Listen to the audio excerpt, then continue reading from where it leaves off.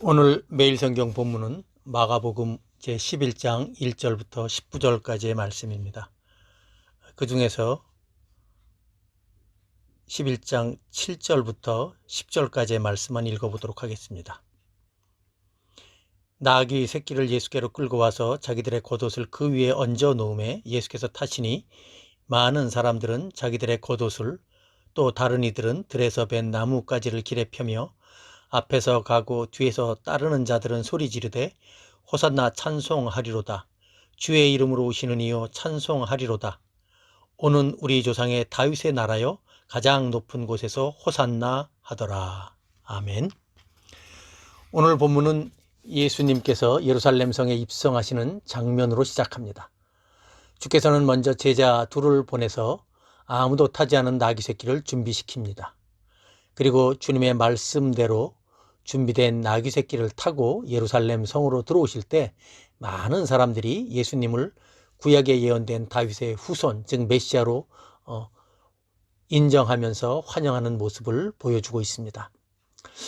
그 이튿날 예수님은 베다니에서 잎사귀만 무성한 무화과 나무를 보시고 그 나무를 저주하십니다. 그리고 제자들은 그 모든 것을 옆에서 다 듣고 봅니다. 그 이후 예수님은 예루살렘 성에 들어가서 성전 안에서 장사하는 사람들을 다 쫓으시는 성전 정화 활동을 하십니다. 그러자 성전에서의 모든 주도권을 잡고 있었던 대제사장이나 서기관들이 예수님을 죽일 모의를 다시 한번 하게 됩니다. 오늘 읽은 본문에는 이렇게 세 가지 사건들이 기록하고 있는데 그 각각의 사건들이 담고 있는 의미들도 있습니다. 그것들을 잠시 나누도록 하겠습니다. 첫 번째로 예수께서 아무도 타지 않은 나귀 새끼를 타고 예루살렘으로 들어오시는 모습 속에서 우리는 예수님이 정복하는 메시아가 아닌 고난받는 메시아로 평화의 왕으로 오셨음을 다시 한번 알게 됩니다. 많은 백성들은 메시아로 오신 예수님을 크게 환영합니다.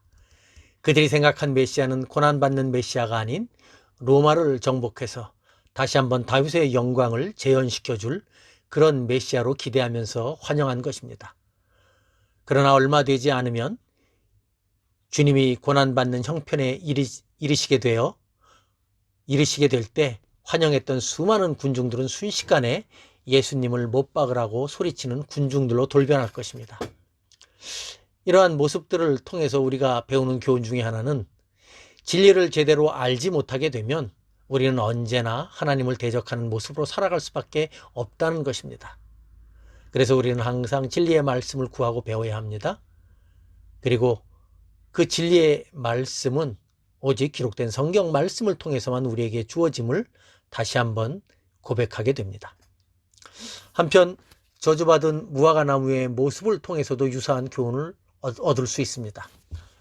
사실 지금은 무화과의 때가 아니기에 괜찮은 열매를 기대할 수는 없었을 것입니다. 그러나 무화과의 때에 정상적인 열매를 얻기 위해서는 지금쯤이면 그런 열매로 자랄 수 있는 작은 열매라도 무화과 나무에 맺혀 있어야 정상입니다. 예수님은 그런 작은 열매를 기대한 것입니다. 그런데 안타깝게도 그 무화과는 잎사귀만 무성한 상태였습니다. 작은 열매는 그 어느 것 하나도 흔적조차 찾을 수 없었습니다. 그래서 주님은 그 무화과를 저주하셨습니다. 주님의 그와 같은 저주는 주님의 말씀과 사역을 눈앞에서 목격하면서도 전혀 돌이키지 못하고 그야말로 잎사귀만 무성한 무화과와 같은 모습을 보인 유대의 종교 지도자들을 향한 주님의 준엄한 심판의 말씀으로 여겨집니다.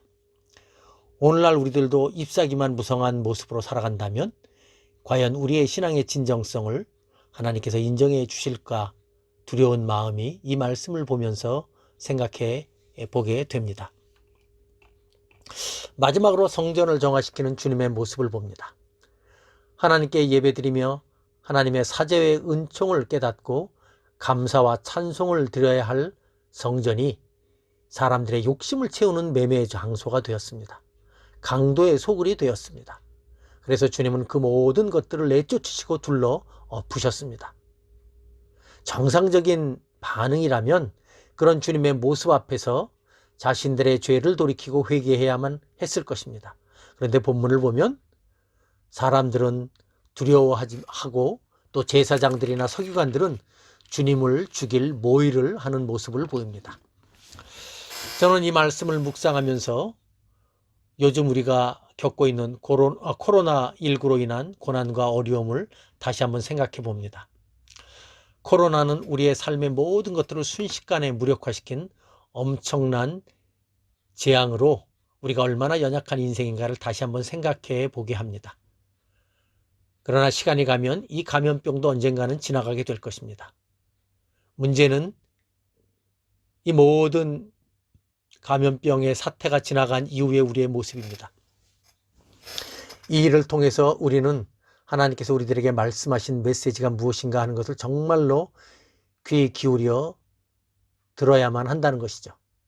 만일 우리가 그 일에 실패한다면 우리는 결국 코로나로 인한 어려움과 고통 후에 서로의 잘잘못을 따지고 책임을 묻는 일로만 시간을 보내게 될 것입니다. 그렇게 되지 않으려면 하나님께서 이 일을 통해서 우리에게 주시는 말씀을 겸손하게 들을 수 있어야 합니다. 그리고 더 나아가 이번 일로 고통받는 사람들을 위한 회복과 치료, 그리고 위로와 격려를 생각하고 준비하는 일에 더 큰 관심과 노력을 기울여야 할 것입니다. 그리고 그 일에 교회와 성도가 앞장서서 해야 할 것입니다. 지금은 코로나가 교회와 신자들에게 큰 위기로 다가오지만 주님께서 우리에게 주신 믿음은 이것을 위기가 아닌 기회로 만들기에 충분한 풍성한 믿음이요 진리의 말씀인 것을 우리는 알고 있습니다. 그러므로 우리는 코로나 이후의 일들에 대해서 잘 준비해야 할 것입니다.